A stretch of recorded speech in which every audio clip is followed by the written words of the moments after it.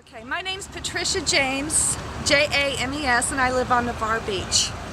I am a product of what was paradise has now become a total disaster. I can remember when the explosion happened and I was so afraid that it would hit our beaches, and it did.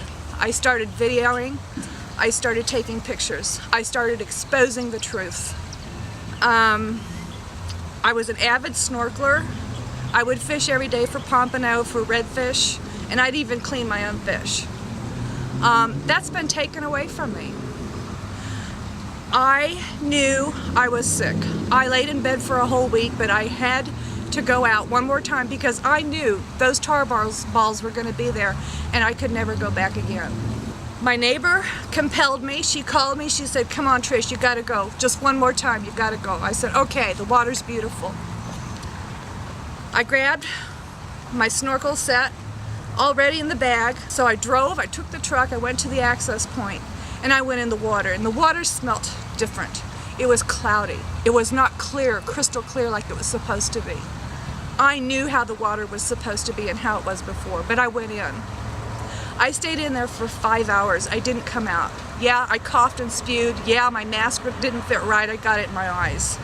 I came home, my eyes were burning.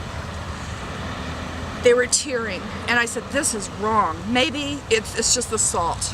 I don't know." The next day I wake up, I've got salt water still in my eyes. They're still burning. What is going on here? There's something wrong. So then I started getting sick to the point where I would wake up in the morning, and I have a pre-existing condition, mind you. I do have vertigo, but when I woke up one morning, I couldn't even look at the floor without it moving. And I was so upset because I didn't know what to do. I called my husband. He was out of town. He said, "Go to bed, take your medicine." I did. I was in bed for a whole week, and I couldn't eat. I was puking. I had diarrhea so bad I had to make sure that I stayed by the restroom. And my husband said, "Call the doctor, go to the doctor, you need to go see him." And then I started having, I had earaches. And I'm calling my neighbor, my best friend, like, "What do I do, what do I do?" Put olive oil in there, soak it warm, pure virgin olive oil. And that helped. It helped, it went away, but then it kept coming back. I was dizzy, I have headaches, my nose is full of snot. Excuse me, I'm sorry, I don't want to be too blatant about it, but it was horrible. So finally, after 2 months, I went to the doctor, and he did all sorts of tests on me. He did a full blood work, he did the thyroid, he did the lymph, he did the cholesterol, he did chest x-rays. I was clean. And I told him, I said, you can't tell me I'm clean. I've been in that water, I know what I've been exposed to. I know what's out there, I smell it. I wake up some mornings, I can't even go outside because it's so horrible if the winds come in the right direction. He said, "Well, if you want the testing done, I'll order it for you from Metametrics." And I said, "Okay." So then I asked him, "What can you do for me to help me?" And needless to say, I had bumps and pop-ups that were unexplainable. I showed him to him, and he just dismissed it. He didn't know what to do.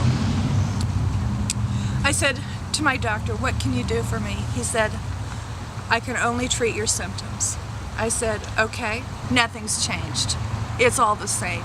And it's right there in front of me, and I have to look at it every morning when I wake up, and it's never going to go away. How many times had you been exposed to the water before this happened? Every day. I couldn't stay out of the water. I'm a beach bunny. You can't keep me out of that water. I would snorkel every day. I got boxes of shells. I would fish. Aside from the medical implications of what's happened here, how has this changed your life personally? Personally, all I talk about is the oil spill and what they've left us with. That BP has gone, and we have tar balls still. And They haven't tested our waters on our beach, so I have no idea if there's still Corexit there. I watch them and I see them putting it out there. I watch the aircraft, the C-130s. I see the helicopters. I see the men in black that don't even have lights on when it's pitch black. It's unexplainable. I know what they're doing, but you know, if you tell them, and if I even take pictures of the chemtrails, they're certainly not going to admit it. And they're flying 50 feet above the Gulf, and they're going back and forth, criss and cross. How many people in your community are complaining about these same symptoms? They're in denial. They're in denial. I have lost friends because they don't want to talk about it. How does that make you feel? Empty. I've lived here 2.5 years. 2.5 years. So yes, you came. I came from the Midwest. This is our retirement home. And now I'm talking about moving. My husband travels around the world. I haven't seen him in a month. He's coming home in 2 weeks. What do you think his reaction to this is going to be? You think he'll want to move? He's already thinking about it because of my health.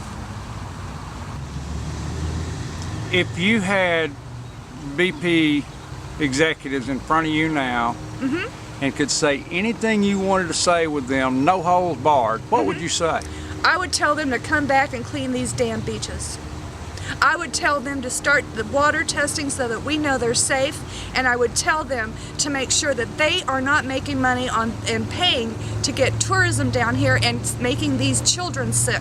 And the people that the money is for the economy, for the counties or for the state, to let them know for real what they're really putting their feet and their bodies into. How do you feel about the way the Obama administration has handled this? Lame. He should have stepped in on day one when it happened. He let BP take control, and the EPA was taking orders from BP.